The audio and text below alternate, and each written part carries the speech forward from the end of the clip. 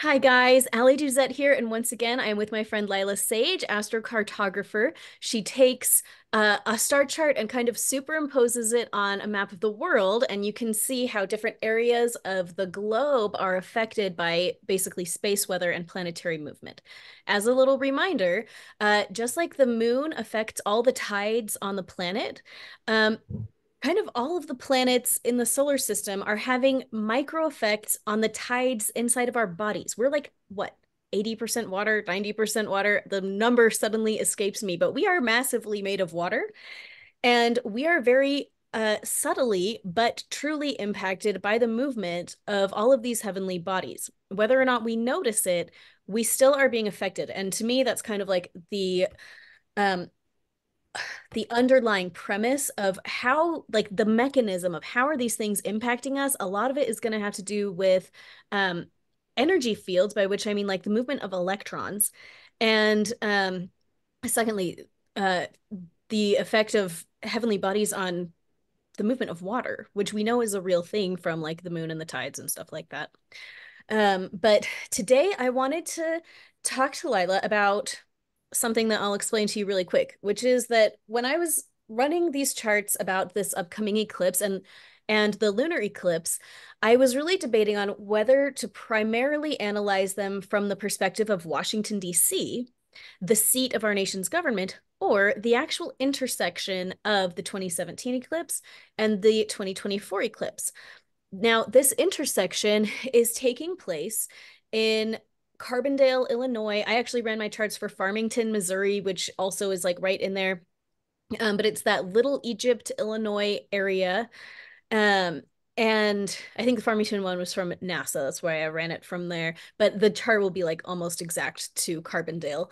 But the thing that I asked Lila and Naomi Fox Reyna, who I also love her work. I asked both of them, like, what do you think?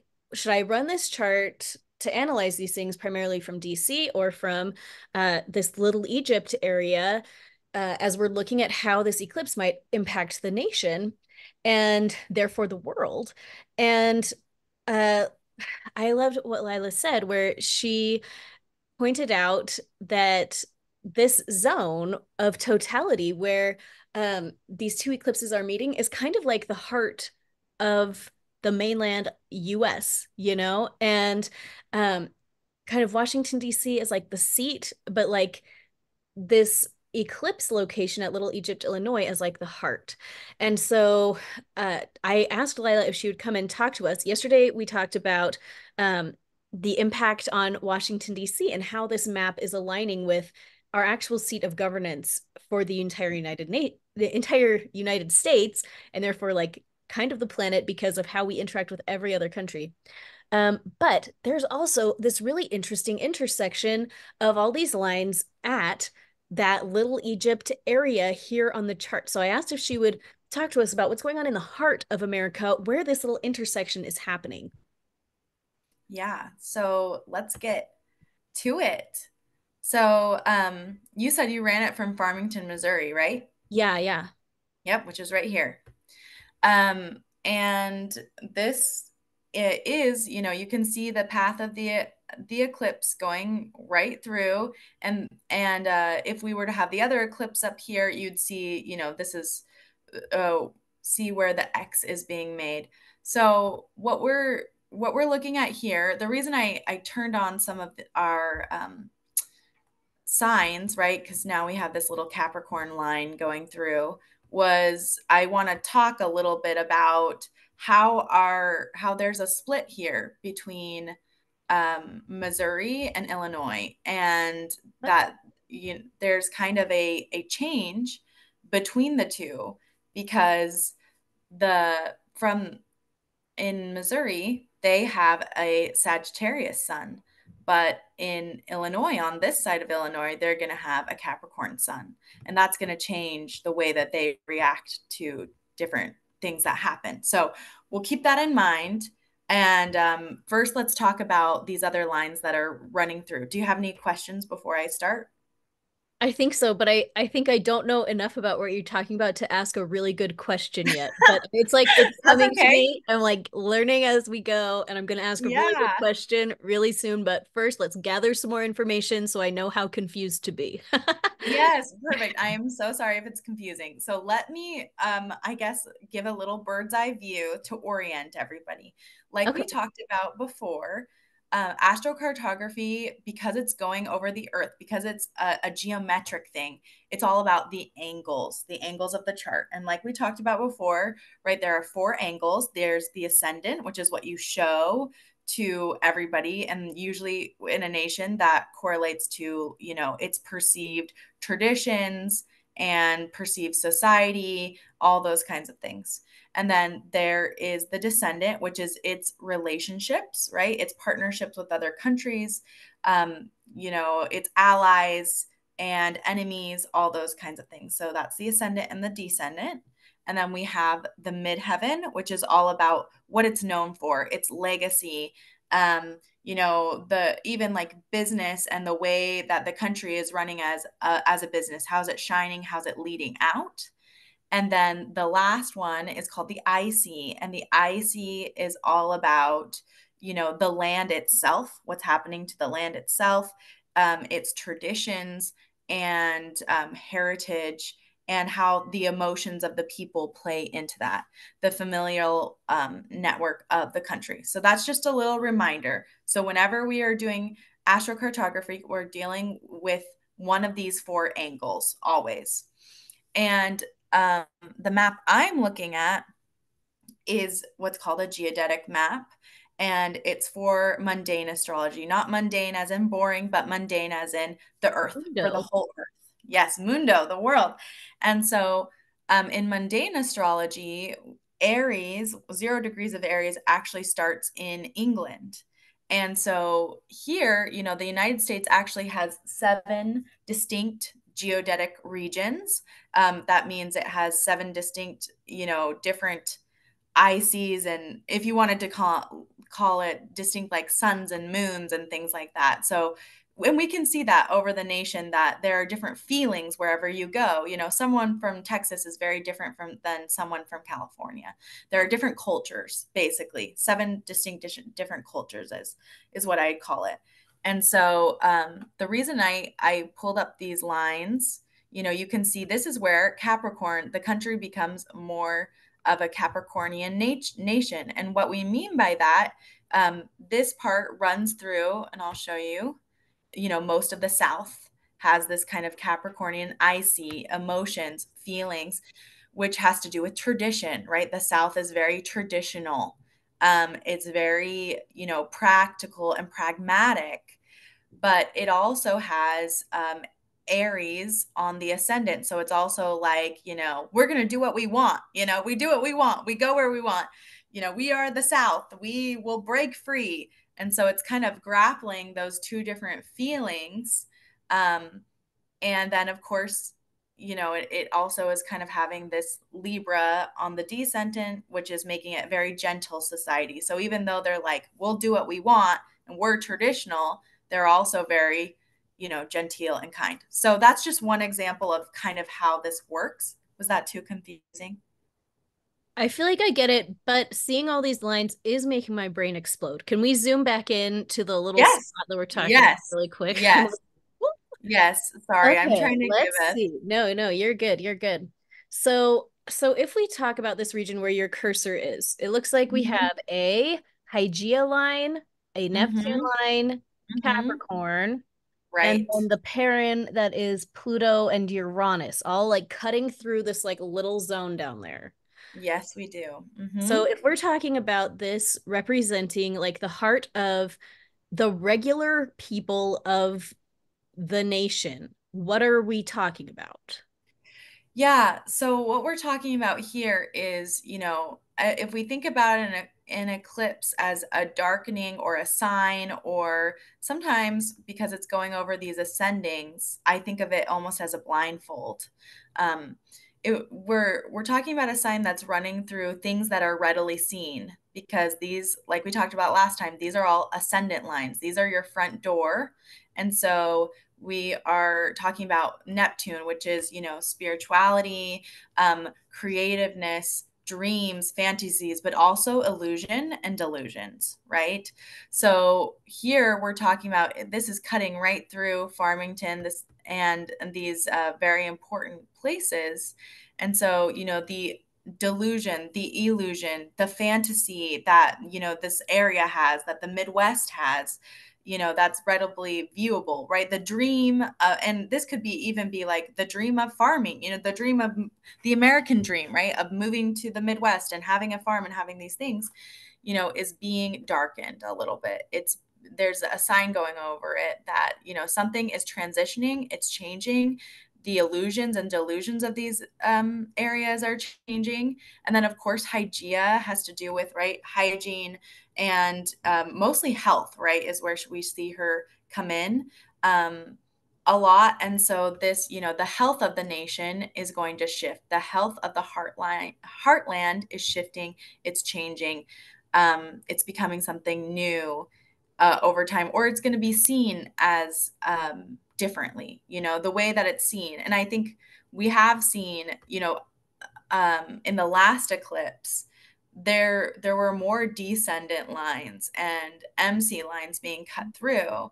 But one of the only ascendant lines that is getting cut through twice in these two eclipses is Hygeia.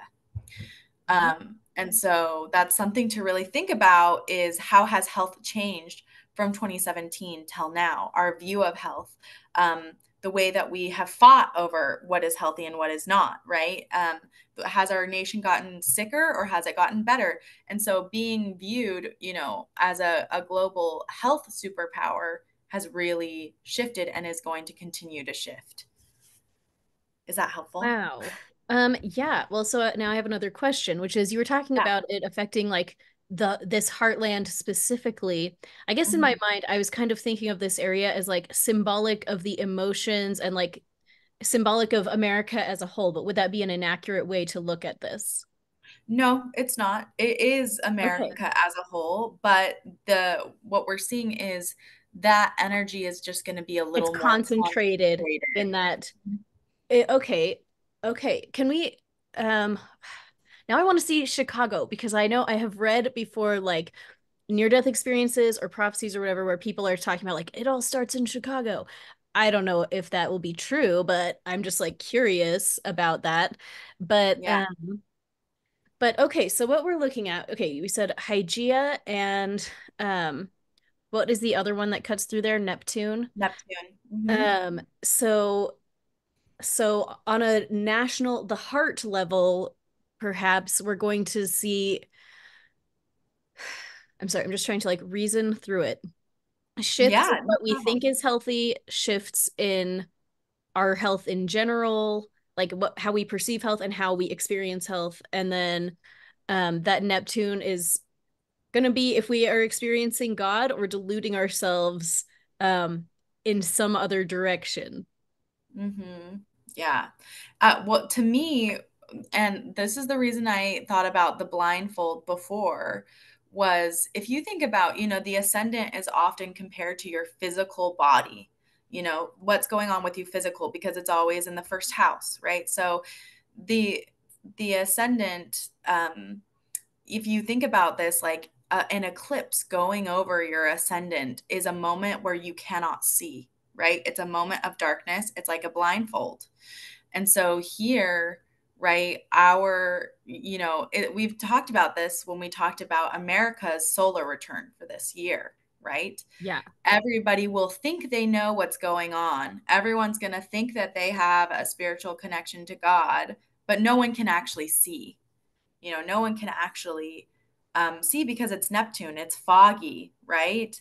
And we're being blindfolded. Our spiritual eye, so to speak, in some ways, is being blindfolded. And that doesn't mean that, no one will have any good spiritual insights or have any connection to God, but it is to say that, the nation as a whole is being temporarily blindfolded a little bit. We have that foggy ascendant, what we think is not is reality isn't quite reality. Does that make sense? It does. Oh man, and I just had a thought. Oh, I remember it. Okay, that in the Hebrew tradition, when a nation sees a total solar eclipse, the Hebrew tradition is that it's like bad news, guys. Like, and I haven't Hmm. thought about it in this perspective, but we are being blinded. Like, it's a blindness that comes across the nation. I mean, when the moon comes between the earth and the sun, it's like severing that connection between the sun and the earth, right? But like as I'm talking about it, I'm like, oh, SON versus SUN. This is like Hmm. really interesting symbolism here. Um, okay, let me think it out for just one more second because it's really interesting that the 2017 eclipse cut through a lot of descendant lines. And then this one is cutting through a lot of ascendant lines, which has to do with like beginnings and yeah, like what people can openly see. And this eclipse is happening on one Nisan, which is the let's see, I'm gonna butcher it, but I think it's Rosh Hashanah, the like Jewish New Year Hmm. when God Hmm. tabernacled with man. And Hmm. so it kind of seems to me like see if this interpretation feels correct to you, but like the previous eclipse with cutting through all those descendants, it was like, guys, we're closing up shop. And here it's saying we closed up the shop and now we're opening up to a whole new kind of shop.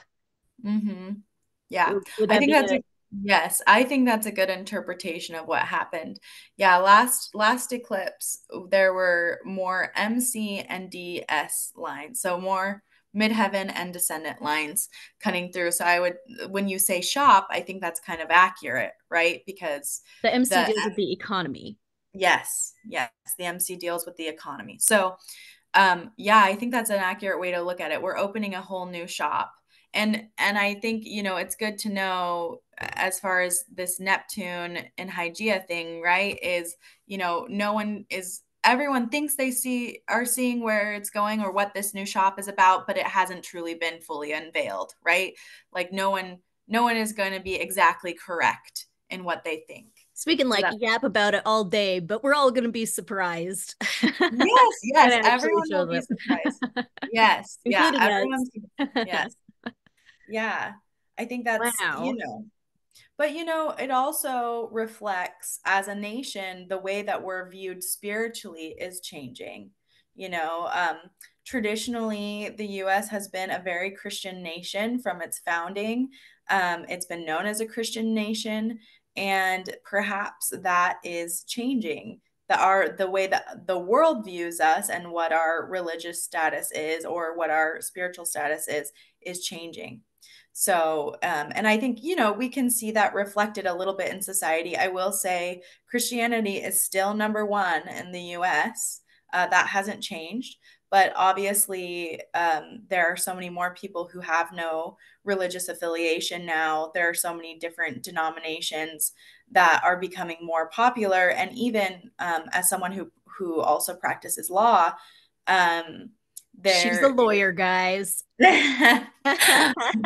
not a lawyer yet, but yeah, I as an avid legal researcher as well, and I would say, our history with the Establishment Clause and our religious rights are also changing, definitely.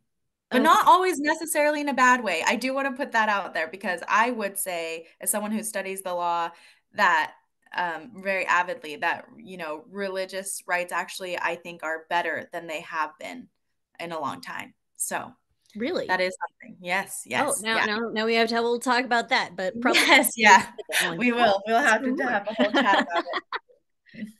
Ah, okay. Is there anything else about this region, that intersection region, and the astrocartography lines cutting through it that you think are worth mentioning? Yeah, I would like to look at this Venus line. I know it looks a lot farther away. It's about 183 miles away. Um, but on a chart, so if we were looking at this on a birth chart, that's still 2 to 3 degrees away. It's not very far. It would be considered conjunct if we looked at this as like a relocated chart.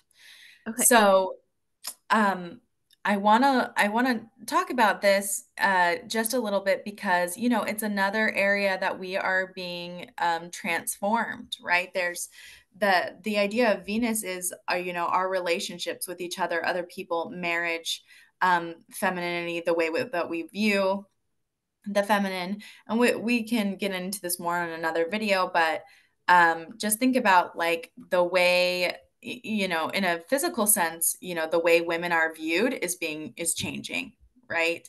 It's a whole new thing, a whole new ball game. And also, our love for each other and our relationships with each other, just thinking about like the way other nations view our societies, congeniality, and the way that we interact with each other, our relationships is changing. The way we show those relationships is also changing. So that's just a small thing to point out here.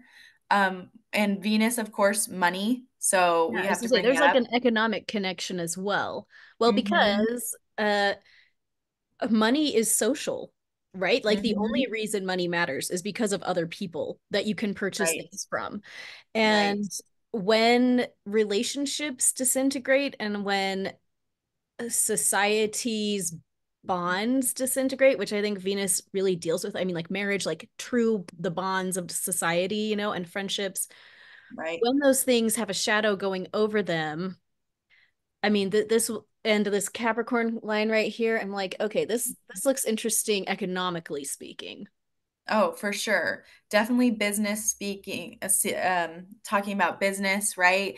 Capricorn is all about building up businesses that last, things that last, traditional. And, we've already known that our business is changing. Work is changing for everybody, right? And we know that the economy is changing, but this is another sign that, the other nations of the world are really going to see this. We're going to be It'll be wearing it on our obvious. sleeves. Yes, They're like, obvious. oh, It's gonna we be know all obvious. of America's economic issues. Yes, yes, yeah, yeah. It's coming obvious. It's opening up. And then the last thing I want to talk about with this Capricorn is a little bit about this divide, right? Okay. Because there is a divide even between Carbondale, which you can see down here, and Farmington, Missouri, right? There is this divide between Sagittarius and Capricorn, right? And Sagittarius is all about, teaching, being the professor, being the light, that fiery, bright torch that people want to go towards. And then Capricorn is, the mountain, being strong, being relentless, being a mountain, being steeped in tradition. Whereas Sagittarius is, I want to go new places, I want to try new things, I want to venture Explorer. out into the unknown. Yeah. So it is interesting because the reaction between these two, parts of the nation will likely be very different in their approach. Maybe one will be more progressive or more about teaching, learning, or like going other places, that those very Sagittarian themes, and even transmission, right? Because Sagittarius is often linked with communication, it in Gemini. So thinking about that the way it's communicated over here may be very different from how it's communicated over here, rather than a South that's a little more relentless and steeped in tradition, and wants to be the mountain. So that's just one thing to think about, is how will these appear differently in different parts of the nation. What I was thinking as you were talking was how Sagittarius, like it is the professor, but it's also like the explorer. It's also the hippie, like Mm-hmm. solo hiking the Appalachian Trail with the ultralight Mm-hmm. backpack or something like that. And Capricorn like wants things to stay the same. And as you're talking about that, I just thought like, oh man, I can see this dynamic in a lot of areas. I mean, like myself, I don't know. I was thinking of like, myself and my husband. We're like kind of aligned politically, but not really, because I'm like, we gotta start over. We gotta clean house. We gotta drain the swamp, And he's like, it's not so bad.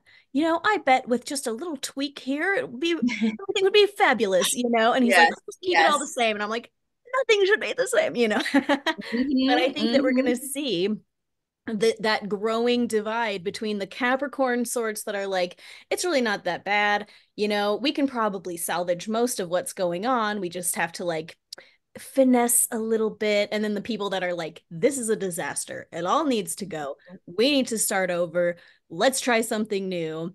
And I think we're going to see that. I mean, like, what I think we can see that all across the political spectrum. By which Mm-hmm. I mean, this is not going to be by party line. It's going to be by, you know,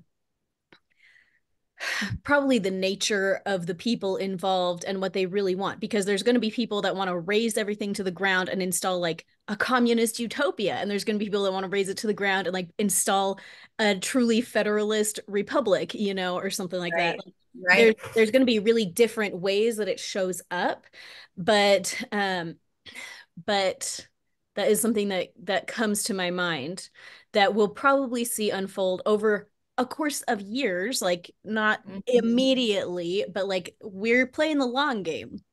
Mm-hmm. Definitely. And I think we always talk about America being so divided and everybody knows it's divided and all those kinds of things. But I think we'll see even more, how those come out. And that, like you said, it's not necessarily party lines per se, just party lines, because I think even parties are splitting into factions of parties. So that's kind of what we're Yeah. seeing, which sounds gloomy, but also maybe in the end is good, right? To form, different kinds of party lines, different kinds of ways of doing this, in the end. So, Okay, I have uh, one last question before we yeah. wrap up this video. But so Mhm. here I was looking for more sign lines like that Capricorn one. Is that the only one that's going on in our nation during this eclipse? No, so they all the signs always stay the same. So Oh, that's Sagittarius, there forever. It's there Capricorn. always. Yes, yeah. Oh, So, okay, and okay. Aquarius, yeah, over here. So Okay, that's, okay. yeah, the US is mostly, I mean, it's got a little portion that's Scorpio over here, but Okay. it's mostly Sagittarian, Capricornian nation. Okay. Yeah, I mean, like, I feel like that checks out. I mean, I feel like America has really had this beautiful balance of like stable traditions and like true exploration, like Yes, widening the totally. boundaries. Yeah. Hmm. Okay, this makes sense. Okay. Well, cool. Thank you so much. So, super, super quick recap. When it comes to that intersection of these two eclipses, looking at that area on a map as representative of the entire nation of the United States, we're looking at some big transformations in our connections with God, our sense of illusion or delusion. Are we truly listening to our creator, or are we totally deluded? Um, Possibly some big shifts with the economy, big shifts in congeniality and how we're interacting with each other, and our sense of friendships and stability in our relationships with the people around us. And what was that last line there? Hygeia, health. Hmm. Another Health. another big focus on body health.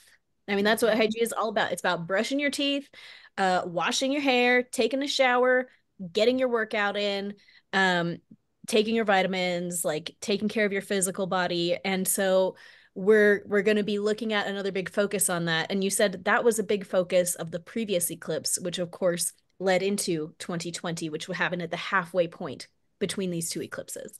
Exactly, exactly. And if we just remember those things, I think we can see, how these shifts play out over time, for Thank sure. you, thank you, thank you. And as a little reminder, because you are watching videos like these, you're going to be able to approach this from a space of calm, and you can opt out. You can opt out. We can choose any choice that we want to make. Like, no matter what's going on, we get to opt out of it. Like, if this is indicating like a disintegration of relationships in your neighborhood, like you can opt out of that. You can say, okay, the trend is that people are going to not get along as well. I'm going to go out of my way to make sure that we can all still get along. I'm going to remove my own tendency to get offended at people and to get triggered by people, and I'm going to work on myself. I'm going to work on my own health. I'm going to work on my own relationships. I'm going to work on my own finances. I'm going to work on the other thing in that area, which Mhm. was I don't remember. My Health? connection with God. There it is, No, Neptune. connection with God. Yes. Yeah, we get to take personal responsibility and we can kind of opt out of the major trends when we choose to do that. Otherwise, we're all just like subject to the flow of the tides, but like you can put down an anchor, you know? You don't have to be at as wildly tossed about as other people during these interesting times. Okay. Thank you so much again, Lila. You're so interesting. This is so interesting. Oh my goodness. People can find you at Lila lilasage Sage. dot Yeah, go ahead. co, and I'll have the link below. Here, you finish tell them what they can find at your site. um, if you go to lilasage.co, you will be able to find a free guide that talks more about how to use astrocartography or locational astrology. And you can get a great discount if you book an astrocartography session with me and tell me that you are a friend of Allie's. Then you'll get $50 off your astrocartography reading. Ah, okay. Well, thank you so much. I feel like I learned a lot today. I have a lot to think about. So, okay, we are gonna have Lila back on another day. But thank you guys for being here.